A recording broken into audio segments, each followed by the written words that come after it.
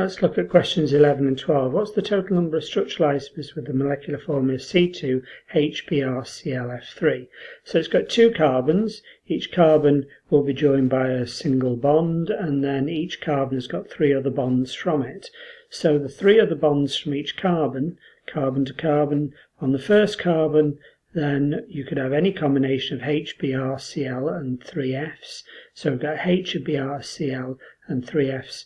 Any three of those to go onto the first carbon, and then the remainder to go onto the second carbon. We've got to work through the combinations. So let's have a look at the combinations of that. So I could have all of the three Fs on the first carbon on carbon number 3. So carbon number 1. Carbon number 1 could have three Fs, and then the H, the Br, and the Cl go into carbon number 2. So if there's not three Fs on the first carbon, then there could be two Fs on the first carbon, and then that would leave, let's say, if there's two Fs on the first carbon, what else could be on the first carbon if there's only two Fs? Let's say there's a H, and then everything else, the F, the Br, and the Cl that are remaining go on the second carbon. The other combination is they have two Fs on the first carbon, and instead of an H with those two Fs on the first carbon, there's a Br, and then the remaining F, H, and Cl go onto the second carbon. And then the final combination is two Fs onto the first carbon with a Cl this time, and then the remaining atoms, the F, the H, and the Br, go onto the second carbon. Now, because it's completely symmetrical, as soon as I put one F onto the first carbon, that's the same as doing each of these combinations here. So you can't put one F onto the first carbon, because you could label it from either end. Carbon number 1 could be carbon number 2. There's only two carbons. So there are 4 different combinations, and your answer is C. Which of the following contains the most chloride ions? This is more complicated than at first it seems. I've got a concentration, 3.4 times 10 to the minus 2, and I've got a volume. I could turn that volume into decimeter cubed by dividing by 1,000. So I could call that 0.0125, 0.03, 0.04, and 0.045. For these, convert these into decimeter cubed, I've got a concentration. And then I can work out each of the number of moles. So moles, concentration equals moles divided by volume.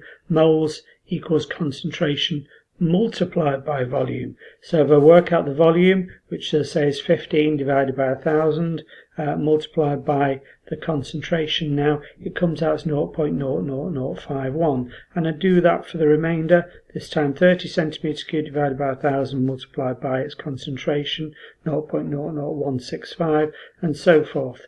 40 divided by 1,000 multiplied by 2.3 times 10 to the minus 2, or 0.023. And then for the final one, 0.045 multiplied by 2.2 times 10 to the minus 2, or 0.022, and I get these numbers.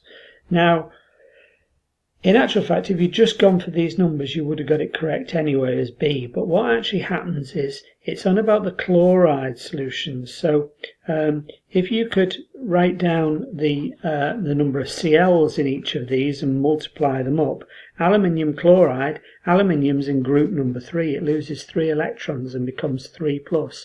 A chloride iron's in group 7 and gains 1 electron and becomes 1-. So how do you have a 3+ with a 1-? It's because you have 3 chloride ions, 3 1- to balance out the charge on the Al3+. So AlCl3, there are 3 Cl's you need to multiply by 3. Calcium's in group 2, so it forms a 2+ ion. With a chloride ion as a minus ion in group 7, that would be CaCl2. You'd need 2 Cl minuses to balance out the Ca2+, the 2+ charge on the Cl. So you have to multiply that by 2. Hydrochloric acid is HCl, so that stays the same. That should be multiplied by 1 rather than multiplied by 2. So the number of moles is 0.0092 still. And sodium chloride, sodium's in group 1, NaCl, Na1+ Cl-, so that stays the same as 1. So you'd have to multiply by the number of chloride ions in each of these, 3, 2, 1 and 1 respectively, and the answer still turns out as B anyway.